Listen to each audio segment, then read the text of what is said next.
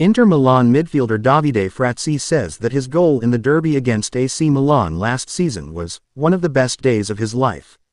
The 25-year-old looked back on the special moment in the matchday program for today's Serie A clash with Como, via. Frazzi has certainly shown his eye for goals since joining Inter in 2023. The Italian international has scored several important goals already for the Nerazzurri. These included 2 stoppage-time winners last season, against Hellas Verona and Udinese. Often, when Frazzi has found the back of the net, it has been with a decisive goal. He has gotten on the scoresheet in several matches where Inter have won by just 1 goal. That was not really the case with Frazzi's first goal for Inter. When the former Sassuolo midfielder came off the bench and scored against AC Milan, Inter had already well and truly sewn up the result. They were 4-1 up against their city rivals. But scoring in the derby was always going to be a special moment. Frazzi announced himself at the San Siro against the Rossoneri, and put the seal on a high-profile thrashing in one of Italian football's biggest fixtures. Davide Frazzi.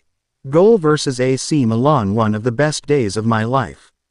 Frazzi looked back. Last season was tough but beautiful, the Italian international. We needed it to improve. Since I arrived here at Inter, I've said that wearing this shirt is both an honor and a responsibility. Because there are so many fans who follow this team, Frazzi said.